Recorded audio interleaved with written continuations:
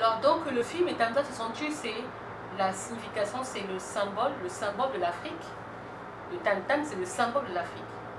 Est-ce qu'il a aussi voulu dire que l'Afrique s'est tue? Les pays africains sont... Parce qu'à un moment donné, quand il parle au général, il parle et le général de lui demander, enfin de poser beaucoup de questions. Alors, le général lui demande, le militaire français lui demande une chose, lui demande j'ai besoin de 2 statuettes, mâle et femelle, etc. Et ça m'a aussi fait réfléchir parce que à un moment donné, donc, le protagoniste principal, donc, comment dire, non, pardon, l'acteur principal, qui est donc Abraham, qui n'est d'autre que Philippe Maury. D'abord, au départ, il prend une statuette qui avait vraiment des formes africaines, quoi. Et à un moment donné, il la regarde, il la contemple et il se pose des questions du genre, est-ce que cette statue, est-ce que cette femme africaine a encore cette valeur, cette admiration que nous avions en tant qu'Africains avant. Ça, c'est vraiment intéressant qu'il ait mis cela, qu'il a fait juste un petit, vous voyez, un petit aperçu dessus rapidement. En la regardant, il a fait cette allusion-là, pardon. Et donc, pour revenir à la statue, ou le statuet qu'il a demandé, je veux une statue mâle-femelle du Biérifan, je crois, un truc de ce genre, je ne sais plus trop quoi. Et il lui a dit, je le ferai. Et à un moment donné, je crois, voilà, donc je veux aussi prendre cet angle du film rapidement, avec la partie où il va maintenant voir un vendeur, non, un acheteur d'art africain. Et quand il rentre, à un moment donné, donc le monsieur lui dit, je veux t'acheter des statues, des sculptures que tu as. Et à un moment donné, il dit, dans les pays européens, dans les autres pays, enfin dans les autres continents, dans les pays européens, c'est l'artiste qui donne le prix. Dans le cas de chez moi, donc en Afrique, c'est l'acheteur qui donne le prix. Et ça, c'est vraiment intéressant parce que je vois en cela quelque chose de très important. Si nous vendons, si comme il dit, c'est l'acheteur qui donne son prix, et dans les pays des autres, c'est l'artiste qui donne le prix de son travail. Parce qu'en effet, les métiers d'art, tout ce qui est artistique, tout ce qui est vraiment artistique coûte très cher dans les pays européens et américains, etc. En Afrique, si vous remarquez bien, les arts, les objets d'art seront souvent vendus à des prix vraiment, ça ne vaut pas le prix, le sacrifice du travail de cette personne. Donc, ce que j'ai vu là, encore une fois de plus, dans le titre, et d'un tas de son-tu, toujours en relation avec l'Afrique, c'est de voir que l'art, c'est l'expression de l'âme, n'est-ce pas? C'est l'expression de l'âme. Alors, l'expression de l'âme, c'est déjà même les œuvres artistiques sont très chères parce que ce sont des choses qu'on ne peut pas retrouver régulièrement. On ne peut pas avoir la même inspiration, que ce soit même en musique, que ce soit en poésie, que ce soit en danse, que ce soit en sculpture, en peinture. Ce n'est pas évident que vous puissiez reproduire la même inspiration pareil, quand c'est vraiment un métier qui est vraiment une passion pour vous. Donc, en pratique, ça devrait coûter cher. Ce que je veux dire par là, c'est que on se dévalorise nous-mêmes. Quand l'acheteur donne un prix selon lui, il dévalorise le travail de l'artiste. Or, l'artiste a l'expression de l'âme africaine. Il exprime quelque chose que nous autres ne sommes pas, par exemple, artistes, par exemple, ne pouvons pas comprendre. Mais quand on prendra son art, on pourra, il a voulu traduire quelque chose. Pourquoi est-ce qu'on achète nos œuvres d'art aussi moins cher? Parce que cette même œuvre d'art qu'un frère africain peut acheter moins cher, ou que quelqu'un, ou un touriste européen peut venir, ou un américain va acheter moins cher, quand il prendra cet art-là, cet objet d'art, il ira le vendre plus cher dans son pays. Je ne sais pas si vous voyez ce que je veux dire par là. C'est que quelque part, nous-mêmes, nous dévalorisons. Parce que si on considère que l'art est l'expression de nous-mêmes, c'est que quelque part, on a tué en nous on dévalorise quelque chose de nous-mêmes. Nous, on est bien content de dire que, par exemple, les Africains peuvent dire, par exemple, j'ai acheté un tableau de Picasso très cher, à combien et tout, je le mets dans ma maison avec beaucoup de trucs. Mais quand on lui demande d'acheter, par exemple, une œuvre d'art africaine chère, oh non, c'est trop cher. C'est de l'art. Donc on se dévalorise nous-mêmes. Et du coup, je ramène rapidement la caméra de Philippe Maurice sur le film, sa caméra sur les femmes qui rencontrent donc au bord de mer. Donc, vous voyez, il y a quelque chose qui se passe. Il va, après qu'il ait rencontré ces demoiselles sur la plage, il dit, il ne manque plus que leur peau pour ressembler aux femmes blanches, bien sûr, je comprends ce qu'il a voulu dire. C'est une réalité, mais bon, je ne ferai pas, par contre, je n'irai pas trop à l'extrême sur le style, parce que le style, c'est la fashion, donc la mode, c'est aussi très délicat, je n'irai pas trop dessus. Mais je veux comprendre l'idée principale qu'il a voulu partager. Que nous ne valorisons plus nos styles africains. Point. Nous ne valorisons plus la mode africaine. Point. Donc à un moment donné, il dit, il ne leur manque plus que la peau. Et ensuite, il va directement dans un magasin où justement je parle de vendre ces statues. Alors, vous avez vu que l'âme, la personne africaine, l'âme, l'art, il sort de là, il rencontre des femmes, et puis ceci, cela. Il veut dire par là, moi je dis, ce que je comprends, c'est que il veut dire par là que nous sommes nous-mêmes dévalués, nous sommes nous-mêmes dévalorisés, nous sommes nous-mêmes quelque part, parce qu'on voulait tellement adopter le style des Européens, ce qui est normal parce que c'est la colonisation. Voilà. Donc, nous avons perdu beaucoup de nous-mêmes. Voilà. Donc ça, c'était vraiment important. Donc, Italiens se sont tués, une fois de plus. Ils se sont tués. Et c'est un film que, moi, je dis, on devrait montrer dans des lycées, dans des universités, je me dis, pour pouvoir analyser, parce qu'il y a beaucoup de choses qu'il a exprimées à l'intérieur. Et ça concerne tous les Africains. Parce qu'à un moment donné, il dit au régent, je peux dire qui, je crois, cet homme de l'armée française, il lui dit, je me demande qu'est-ce qui est devenu cette Afrique dont on me parlait tant.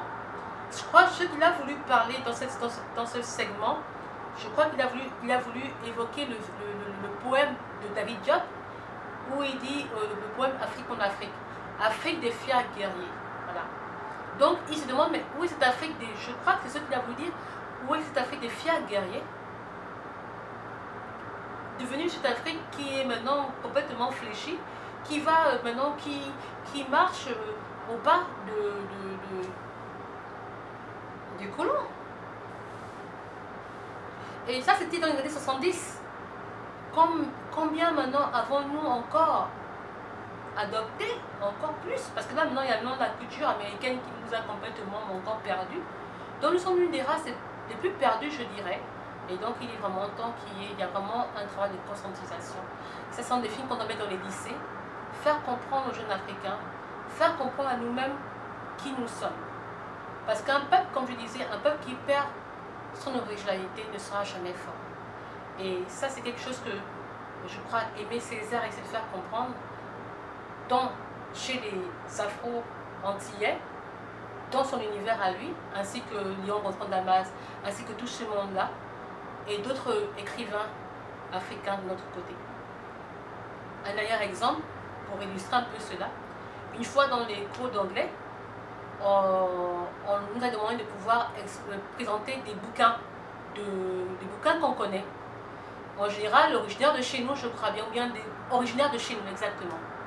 Alors, nous étions plusieurs étrangers, l'Amérique du Sud, Europe, Asie, et chaque étudiant s'est levé et a présenté un bouquin originaire de chez lui.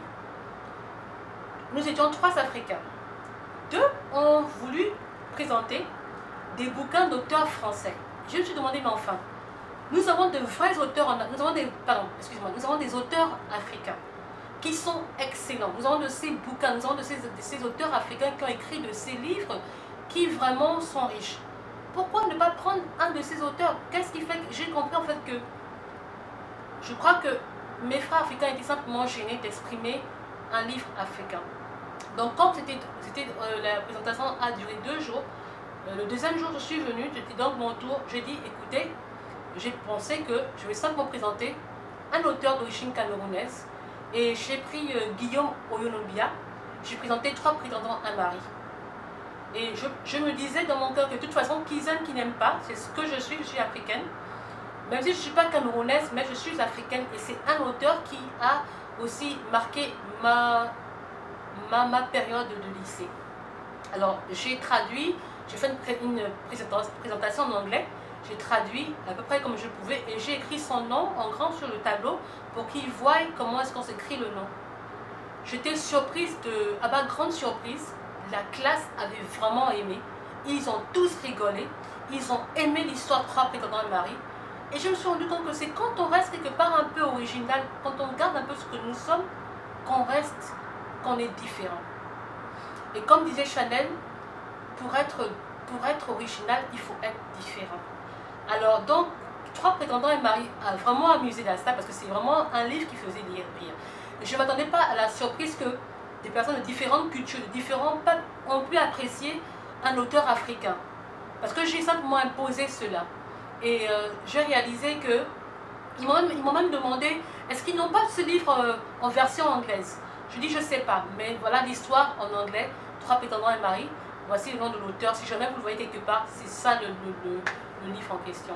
Et moi-même, ça a été une leçon pour moi de réaliser qu'il faut rester original à soi-même.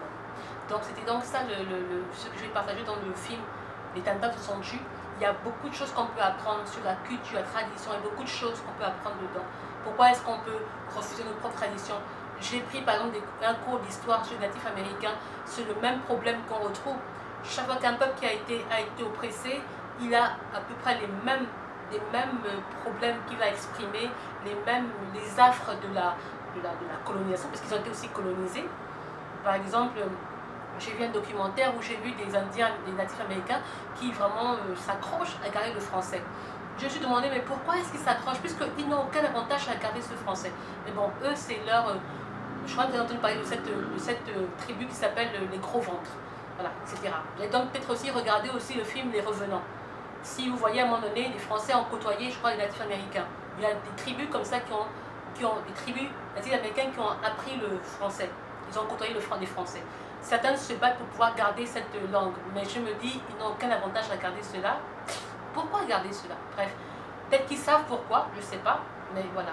Donc, j'ai donc pris un cours d'histoire du natif américain parce que je voyais qu'on les montrait d'une manière pas juste.